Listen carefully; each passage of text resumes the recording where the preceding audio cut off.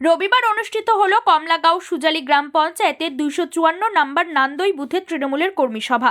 এই বুথ কর্মী সভায় উপস্থিত ছিলেন ইসলামপুর ব্লক তৃণমূল কংগ্রেসের ভাইস প্রেসিডেন্ট কামাল উদ্দিন, সুজালি অঞ্চল প্রেসিডেন্ট আব্দুস সাত্তার, সুজালি অঞ্চল কনভেনার জিয়ারুল, যুব প্রেসিডেন্ট শাহিদ, নান্দই বুথের পঞ্চায়েত সদস্য সিরাজুল, প্রাক্তন প্রধান ও বর্তমান কোর কমিটির সদস্য তমিজ উদ্দিন এবং কোর কমিটির সদস্য খুরশেদ আলী সহ আরও অনেকেই।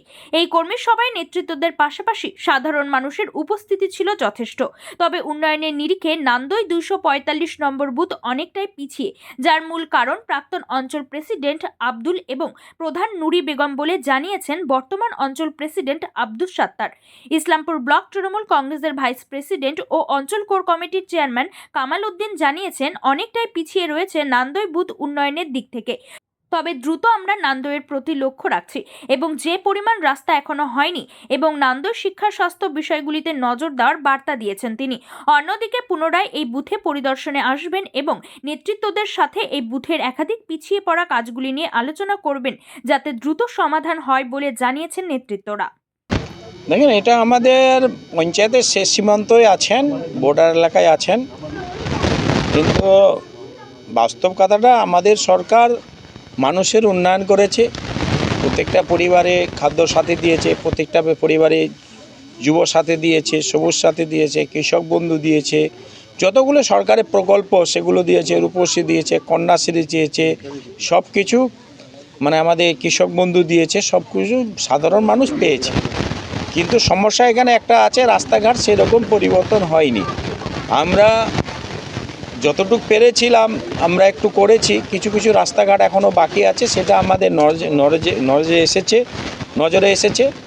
আগামী দিনে আমাদের কনভেনার জিয়ারুল সাহেবকে আর লতিফুল সাহেবকে বলবো, অনুরোধ করব, অঞ্চল সভাপতি তো বললেন, অনুরোধ করব এই এলাকার সিরাজুল মেম্বার আছে বর্তমান, ওনাকে নিয়ে এই এলাকার রাস্তাঘাট কাজকর্ম যেন পুনরায় করা যায়।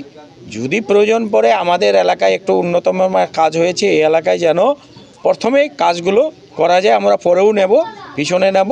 বর্ডার এলাকার জন্য মানুষের এখান থেকে ঢুলিগা বা পঞ্চায়েত যেতে অনেকটা সময়ও লাগে, যাতায়াত ব্যবস্থা সেরকম নেই, সেটার জন্য আগামী দিনে রাস্তাঘাটের দিকে আমরা লক্ষ্য দেব।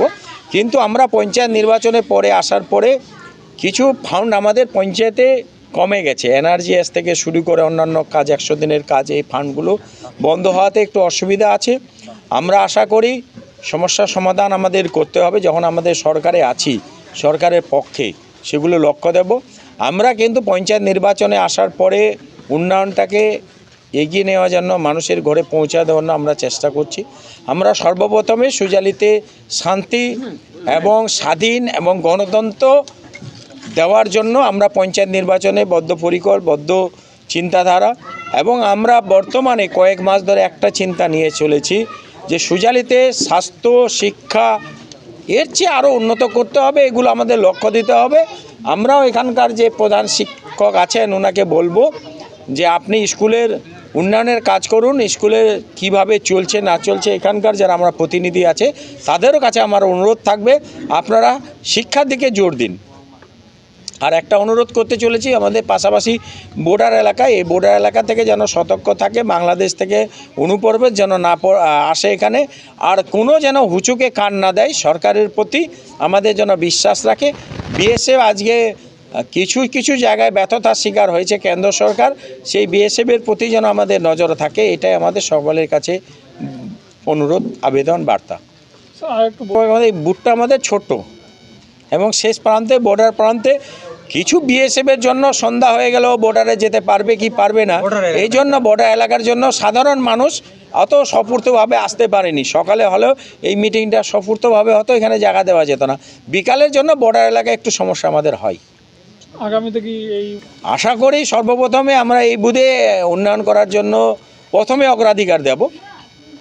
স্যার, যেহেতু শিক্ষা উন্নয়ন নিয়ে একটু বলেছিলেন, এর আগে বলেছেন এবং আজকে বলেন, সেক্ষেত্রে এই স্কুলে কি আবার আপনি পরিদর্শনে আসবেন? বা আমরা আগে মেম্বারকে, এখানকার মেম্বার স্থানীয় নেতৃত্বের অধিকার দিচ্ছি, আপনারা দেখেন, যদি প্রয়োজন পড়ে আমরাও আসব।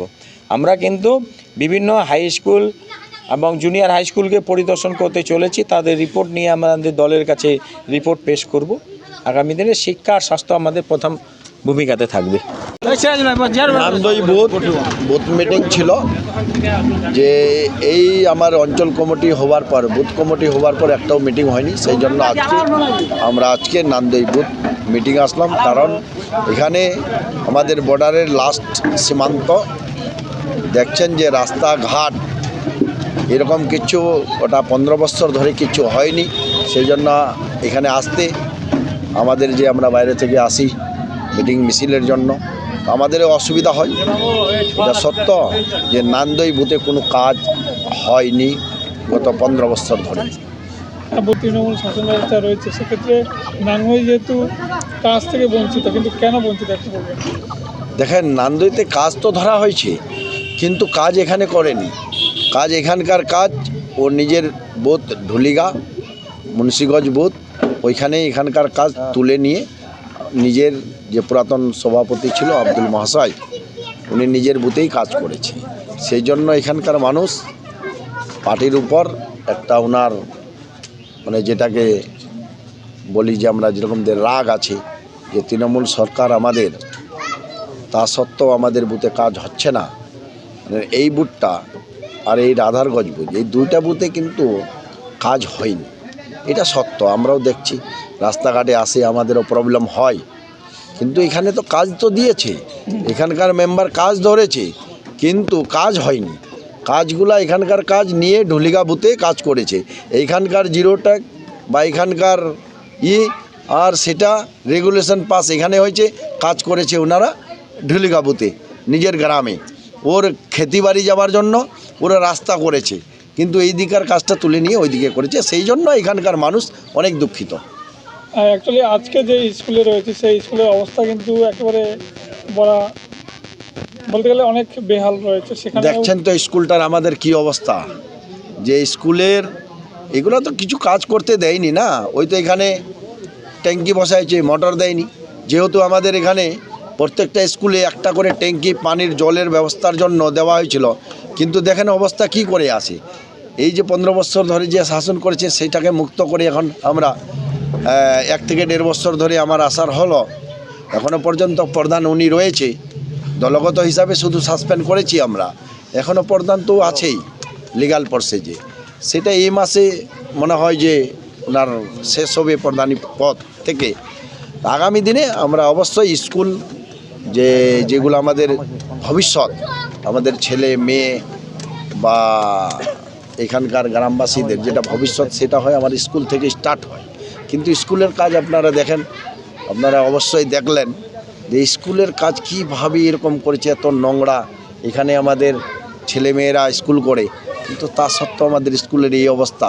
এখানকার প্রতিনিধি বা এখানকার যে মেম্বার, ওনাকেও বলবো যে আপনার স্কুলে আসে একটু যে মেরামতের জন্য যে একটা পয়সা পাই, সেই পয়সাটা যেন স্কুলেকেই লাগাই, সেটার জন্য ওনাকে আমি নিবেদন করব যেন স্কুলের উপর নজর রাখে। কি বার্তার কাছে আমাদের এইটাই বার্তা যে আপনারা যে আমাদের 18 মাস ধরে যা আমরা শাসন বা আমরা যে একটা আপনাদের কাছে বার্তা পৌঁছাচ্ছি, আগামী দিনে যেন আমরা 2024-এ যে লোকসভা ভোটে যে আমরা লিড করলাম, সেটা আগামী দিনে যেন এর থেকে বেশি 95% আমরা এই বুথ থেকে পেয়েছি। আগামী দিনে আশা করব যে 100-এর মধ্যে 100 যেন পাই। আর আপনারা সবাই লড়াই এবং এই যে আমাদের পার্টিটার একটা বিভাজন যে সৃষ্টি করছে, সেইগুলো লোককে চিহ্নিত করে আপনারা যেগুলো সবাই একসাথে থাকে, কারণ আমরা একটাই দল করি। আমরা মমতা বন্দ্যোপাধ্যায় এবং অভিষেক বন্দ্যোপাধ্যায় নেতৃত্বে এবং ব্লক প্রেসিডেন্ট, আমাদের লোকাল এবং আমাদের district president Kanhaiyalal Agarwal, inner নেতৃত্বে আমরা চলি, যেন সবাই আমরা একই প্ল্যাটফর্মে হয়ে আগামী 2026-এ আমরা 100-এর মধ্যে 100% ওনাকে ভোট দিতে পারি।